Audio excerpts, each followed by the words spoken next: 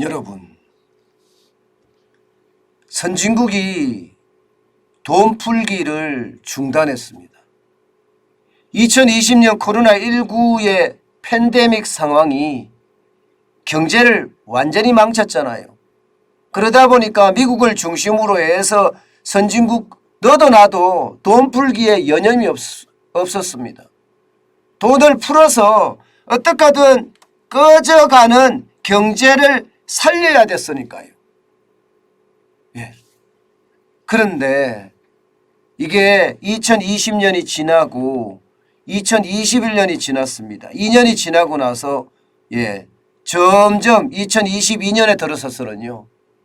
기조가 확 바뀌었어요. 기조가 완전히 뒤집혔습니다. 선진국들은요. 쉽게 말하면 어마어마한 긴축을 시작을 했습니다. 여러분 이거 한번 보세요. 제가 어마어마하다고 표현을 쓴 게 바로 이겁니다. 2022년 예산 보세요. 미국의 예산 보면 6조 111억 달러입니다.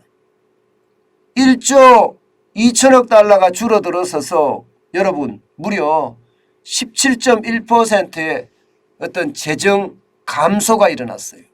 재정 감소가. 엄청나죠? 미국 상황입니다. 미국 상황. 독일은 더합니다. 독일은 4,430억 달러를 편성을 했는데 증감액으로 보면 1,047억 달러가 줄은 숫자예요.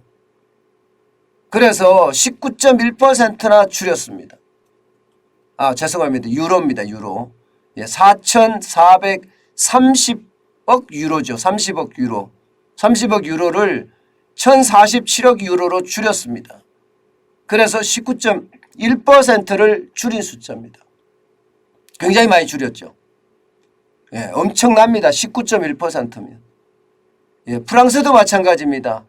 4,546억 유로를 편성을 했는데 전년 대비해서 402억 유로가 줄어드는 숫자입니다. 8.1%를 줄였습니다. 본예산 기준으로. 그런데 대한민국만 유독 늘었어요. 대한민국은 올해 본예산이 607조 7천억 원이거든요. 2조 8천억 원 늘었다 하거든요. 0.5% 플러스입니다. 그런데 이게 본예산 기준으로 가면 작년 본예산하고 올해 본예산하고 비교해 보면 상황이 다릅니다. 작년에는요 본예산이 558조였거든요. 그런데 올해는 607조 7천억 원. 엄청나게 늘린 겁니다. 엄청나게 늘린 거예요. 지금 607조 7천억 원에 2조 8천억 원이 늘어서 0.5%가 늘었다는 것은요. 작년에 4번의 추경인가요? 이거를 포함하면 604조가 넘거든요. 604조가 넘습니다. 거기에 기인된 겁니다. 거기에 기인된 거예요. 그래서 그 내용이 실질적으로 보면 굉장히 많이 늘어났습니다. 그런데 올해도 이렇게 엄청나게 늘린다는 거 저는 이게 여러분 나라를 점점 포퓰리즘 국가로 끌고 간다 이런 생각을 솔직히 지울 수가 없어요.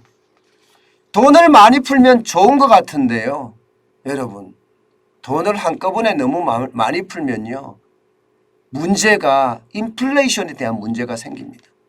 쉽게 말하면 돈의 가치가 그만큼 떨어진다는 거예요. 문재인 정부 들어와서 지금 돈 푼 그 내용을 보면 말입니다. 총 통화량 기준으로도 55%가 넘잖아요. 55%가 전년 그러니까 문재인 정부 그 사이에 말입니다. 2016년 대비 2021년 12월 경우 1년 2021년 2021년 12월까지 하더라도 55%가 훨씬 넘게 지금 돈을 많이 뿌렸단 말입니다. 돈의 가치가 그만큼 떨어졌다는 이야기예요. 그런데 또 돈을 계속 푸는 모양새를 계속 가져가니까 이거 괜찮겠느냐 이런 우려들이 굉장히 큽니다. 예.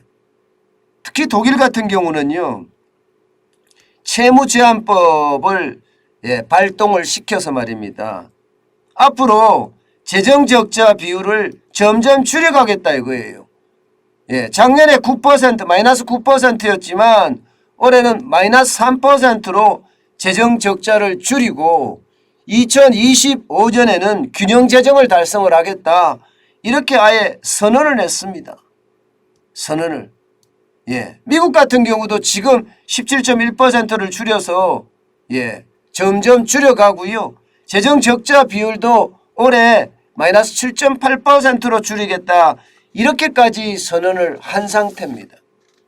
근데 우리만이 계속 이렇게 늘리고 있어요. 우리만이. 저는 이게 결국 충격이 될 수밖에 없다고 생각을 합니다.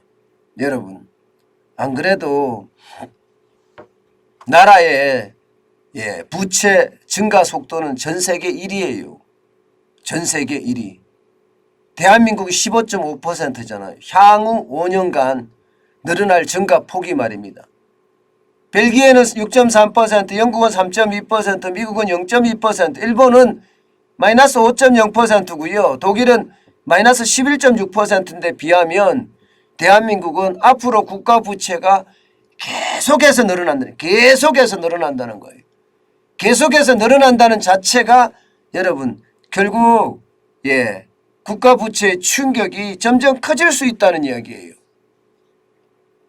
오죽했으면 IMF는요 2026년이에요. 지금 2026년이 얼마 안 남았습니다. 문재인 정부가 끝나고 윤석열 정부가 실질적으로 닥칠 일이에요. 2026년에는 66.7%라는 국가 채무 비율을 가져갈 전망입니다. 여러분 60%가 넘어서면요. GDP 대비 60%가 넘어서면 아마 그때부터는 대한민국의 부채 국제경고등도 켜질 겁니다. 자칫 잘못하면 국가 신용 등급도 떨어뜨릴 수가 있습니다. 떨어뜨릴 수가. 지금 2022년 현재잖아요. 현재는 50.1%지만 국가 부채무 비율이 올 연말까지 가면 55.1%까지 늘어날 거라고 지금 예상을 합니다. 윤석열 정부가 아무리 아낀다고 하더라도 이미 늘어난 거를 이게 안 낼 수가 없다는 거예요. 그러면 내년에 가면 68.5%고요. 2024년에는 61.5%까지 60%가 넘어섭니다. 그때부터 이제 신호등 켜졌습니다. 2025년에는 64.2%고요. 2026년에는 66.7%라고 이야기할 정도로 엄청납니다. 증가하는 속도를 보면요. 포퓰리즘 국가들 있죠. 아르헨티나나 볼리비아나 베네수엘라나 이런 나라처럼 지금 계속 늘어나요. 이렇게 됐을 때 외국인들이 안 빠져나간다는 보장이 있습니까? 저는 외국인들이 안 빠져나간다는 보장 없다고 봅니다. 이렇게 되면 외국인들이 빠져나갈 가능성이 굉장히 커요. 대한민국 같은 이런 원자재를 사서 가공해서 만들어서 전 세계에다 내다 파는 가공무역을 하는 나라는요. 그 어느 때보다 외국 자본 투자가 필수적입니다. 외국 자본이 투자가 됨으로 해서 그만큼 첨단 기술의 안정화를 가져올 수도 있고요. 어떤 생산 기술의 안정화도 갖고 올 수 있고요. 외국인들이 들어왔다는 그 자체만 하더라도 말입니다. 그런데 만약에 지금처럼 계속 부채가 일어났을 때 외국인들이 안심하고 투자할 수 있을까요? 외국인들이 안심하고 대출해 줄 수 있을까요? 저는 이게 더 문제라고 봅니다. 우리가 투자라는 게 결국 외국인들이 투자라는 게 외국인들이 와서 직접 투자하는 것도 있지만 우리 기업들이 외국의 금융기관으로부터 돈을 빌리는 것도 있습니다. 저는 이렇게 빌려서 과연 앞으로 우리 경쟁력을 가져갈 거냐에 대한 문제는 진짜 고민을 해봐야 되는 문제라고 봅니다. 그만큼 말입니다. 부채 증가 속도가 빨라지고 있다는 사실이 문제는 여러분 이게 안 줄어들 겁니다. 여러분 이거 한번 보세요. 역대 정부별 예비 타당성 조사 면제 규모입니다. 예, 문재인 정부는 144건 106조 원이나 돼요. 이게 여러분 문재인 정부는 문재인 대통령은 뭐라고 이야기했나 하면요. 예비 타당성 조사라는 게 결국 토건이나 쉽게 말해 SOC 사회적 간접 자본이나 이런 것을 확충하는 일인데 예, 대통령 후보 시절 그랬습니다. 예, 나는 토건을 가지고 경기 부양을 하지 않겠다 이렇게 선언을 했었어요. 그런데 예비 타당성 조사를 면제한 규모는요. 최대입니다. 박근혜 대통령의 4배입니다. 4배. 예, 이명박 정부의 2배예요. 안 한다면서요. 토건을 가지고는 절대 안 한다고 이야기를 했지만 결국 예, 말은 빈말이 말은 빈말. 어쩌면 말입니다. 저는 그런 빈말이 횡행하는데도 예, 이게 예, 인기가 계속 올라간다는 사실이 솔직히 좀 이해가 안 돼요. 여러분 나라 지도자가 거짓말을 하잖아요. 그러면 미국 같으면 쉽게 말하면 그냥 왕창 무너집니다. 왕창 무너집니다. 그런데 이거 거짓말이죠. 사실은. 안 하겠다 놓고 했잖아요. 거짓말이나 다름없잖아요. 예, 이런 일이 벌어지는데도 지금도 예, 지지율이 45% 50%래요. 45% 40% 예, 50%는 아니네요. 45% 40% 이렇게 올라간다는 게 도대체 솔직히 좀 이해가 안 돼요. 예, 이해가 안 돼요. 어쨌든 간에 예, 결국 예비 타당성 조사 면제 규모를 이렇게 늘리니까 부채만 계속 늘어나는 거예요. 나라의 부채만. 나라의 부채가 지금 문재인 정부 들어와서요. 엄청나게 늘어났습니다. 거의 한 450조가량 늘어났어요. 450조. 예, 2016년 말만 하더라도 이거 600조밖에 안 됐거든요. 600조. 그런데 2022년 현재가 1076조예요. 1076조. 부채 엄청나게 늘렸습니다. 이렇게 늘렸는데도 왜 예, 저는 예, 국민이 그냥 권력을 바꿨다 뭐 이 정도 수준에서 만다는 게 이상해. 오히려 나라를 지금 나라 곳간을 다 떨어먹은 거예요. 나라 곳간을. 예. 이거 여러분 한번 보세요. 추경도 보세요. 추경. 노무현 정부 때 5번에서 17조 1천억 원 했어요. 문재인 정부 10번에서 151조 3천억 원 했어요. 이거 하나만 보더라도요. 야, 이게 나라를 운영한 건가 그런 생각 들지 않으세요? 이명박 정부 때 2번에서 33조 원이고요. 박근혜 정부 때 3번에서 39조 9천억 원이에요. 그런데 문재인 정부 10번에서 151조 3천억 원이고요. 그야말로 나라 살림을 완전히 망쳐놓은 거나 다름없잖아요. 망쳐놓은 거나. 예. 그런데도 불구하고 예, 지금 예, 큰 소리를 치고 있다는 자체가 솔직히 저는 좀 창피합니다. 도대체 문재인 대통령은 뭘 한 거죠? 지난 5년 동안 뭘 했습니까? 여러분 기억나는 거 있어요? 저는 기억나는 거 딱 하나 있습니다. 갈라치기. 예, 국민 갈라치기를 제대로 한 장본인이 저는 문재인 정부 같고요. 여기에 돈 뿌리기, 현금 살포, 예, 이거 가장 잘한 대통령이 문재인 대통령이 아닌가. 예, 저는 그렇게 생각합니다.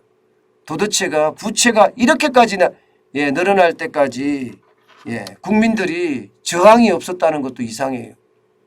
예, 저항이 없었다는 것도. 나라 살림이 완전히 거덜났는데 그 거덜난 것을 도대체 누가 있어 견제했습니까? 야당이 견제했습니까? 아니면은 예, 정부가 견제했습니까? 어느 누구도 견제하지 않았습니다. 그냥 있는 대로 돈 빚내서 막 현금 살포하기 바빴죠. 그런 걸 보면 여러분 진짜 문재인 정부는 나라를 예, 완전히 저는 망쳤다고 생각해요. 나라 전체에다 포퓰리즘으로 다 덮어놓고 말입니다. 나라의 궁극적인 목적이 예, 권력을 새롭게만 만들면 된다. 예, 경제를 정치로 다 덮어서 말입니다. 그렇게까지 인식을 시키게 만들었다는 자체가 사실 저는 조금 창피합니다. 아니 많이 창피합니다. 앞으로 다시 이런 포퓰리즘 정부는 안 나와야 됩니다. 저는 윤석열 정부가 진짜 국민에게 신뢰를 받으려고 그러면요. 사실대로만 이야기하면 돼요. 진실대로만 하면 돼요. 그리고 그 진실 안에는요. 국가와 민족을 위한 진실 꼭 저는 필요할 거라고 생각을 합니다.